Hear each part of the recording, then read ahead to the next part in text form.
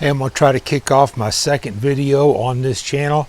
Right now I'm kind of trying to focus on things that you can safely shoot at, and then I'm going to start on things you can shoot with. Right now I'm going to show you what my version of a silent pellet trap looks like. I'm sure you've seen some of these silent pellet traps before, made out of some kind of a tote container. One of the issues that I've seen is the stuff settling. Using the rubber mulch, it settles, and then if you happen to shoot high, you miss the mulch. Well, if you put it in a clear container, you can see it. You'll know whether it settled or not. And what I've got here, just a few boards, little 2x4s I screwed together. I'm not going to give you any dimensions because you need to make it fit your box. And then I'm going to fill this up with just some rubber mulch. This stuff's on clearance right now, so it was cheap. And I'm going to cut this insert out. You can figure out how to cut plastic. You can use a skill saw or whatever. I'm going to use a knife, and I'll show you what that looks like. I'm trying not to have too much fluff in the videos. All right, a couple of tips. If you haven't ever worked with plastic, a less aggressive blade is better. Something with super aggressive tends to grab this and break it. And if you're trying to drill through this with a hole saw, you can spin it backwards. You can spin a drill bit backwards. Works pretty good. This, just a bunch of 2x4s, nothing special about them. I put them in here for safety. I don't think that any of my air guns will go through this much mulch, but I would rather be safe than right. So we're gonna put extra stuff in there. Let me pour this mulch in real quick. I don't want to make this a 30-minute video for doing this.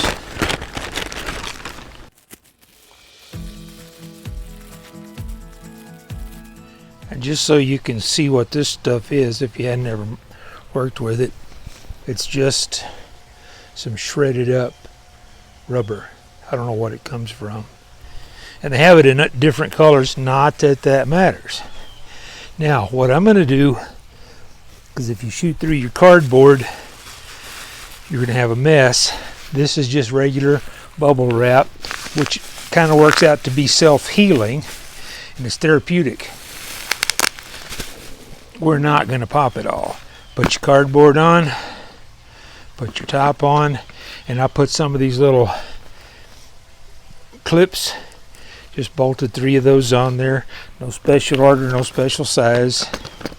Whatever you have on hand. And there's a little too much rubber.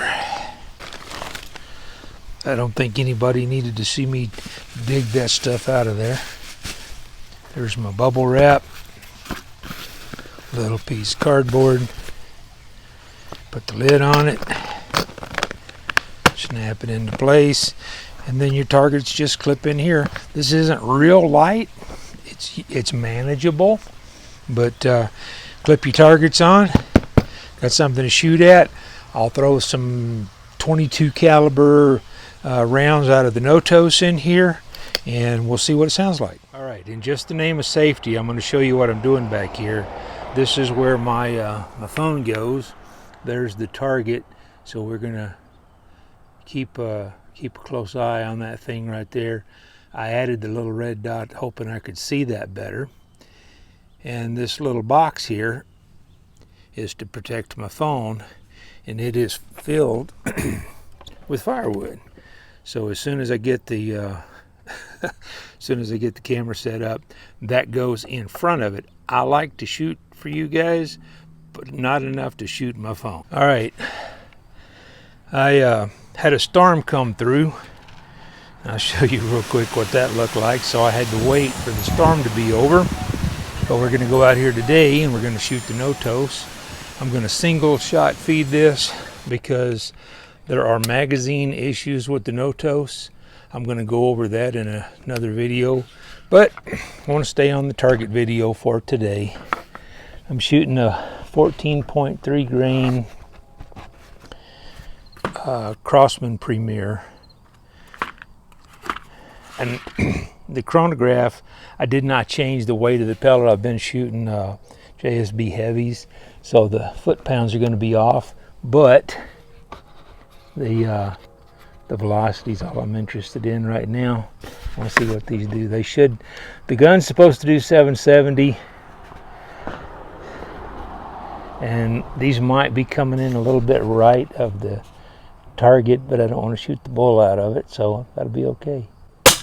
777. 777.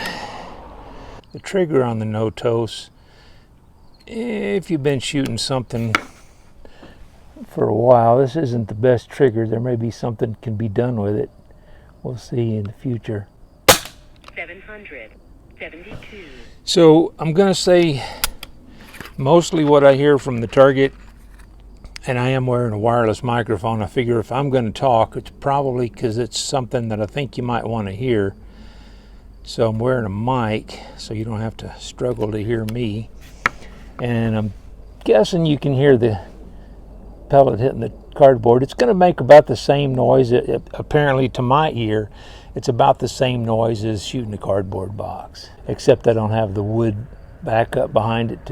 That's where I got the biggest noise, was from the wood. 772.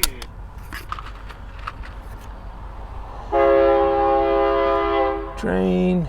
And in case this is your first time here, I will edit out in between the shot strings fumbling with the pellets. 768. 772. And I can't see where these are landing, so. 775. 772. 777. 775. 772. Okay, that's 10 shots. That's enough to show you what the thing's doing. And I'll see how that turns out on the audio in the recording. But it's a lot quieter than me going through a cardboard box and whacking that firewood back there. I'm gonna go inside and wrap this up. Have any of you ever recorded an entire video and realized you didn't hit record? I just did that. Anyway, try to remember what I covered and didn't cover. First things first, when my storm came up the other day, I left these outside in all the excitement. Now the sticky peels off on the paper, not on the target. I'm going to try to salvage these. I'll see if they dry out. If not, lesson learned. I'm going to show you this target real quick. And a lot of you probably already do this, but when I'm shooting something with a fairly small center dot, I move the scope off one side or the other, up, down, doesn't make any difference. Just move it off the target. That way when you shoot your group, you always have an aim point. I just twisted this off right to the right before I started, and I can put it back where it came from. But I measured the group. It's 0.44 inches, and you can cover that with a dime. And you know, it's not the tightest group of anything I've ever seen, but yeah, it's not too bad. At the price point of the no-tose, I'd say that's pretty decent, and I haven't gone through and selected a preferred pellet for this yet. There's a problem. Some people are having problems with the no-tose magazine. I don't think it's the magazine. I think it's actually something in the rifle, and I'll go over that in another video. Something that I've discovered with this, and I don't know if there's a cure for it other than to buy another magazine, which I have done. Ordered some from Maple Customs. They should be here soon. I'll go over that in another video. A couple of other things I bought for the 1701P. This is a fixed power scope, and at 28 yards it completely covers up the bull on anything that I'm shooting at. So what I'm going to do, I bought an LPVO from Monstrum. It's called a Leyden, I believe is what it is, and I'm going to put that on here so that I can see my target a little bit better, and I'll show you what that looks like, you know, in another video. The other scope I bought is an Arkansas, and that's going to go on my Scout Epic. That's going to be an upcoming video. I've got a couple of things I'm working out with the Epic, and a couple of barrel changes I want to try. Bought a slug barrel for it and some other things. So as soon as I get that going, I'll show you that. If you're interested in stuff like that, subscribe to the channel. That's going to be stuff coming up pretty soon. Throw a couple of other videos up over here. I'll catch you in one of those, or I'll catch you down the road.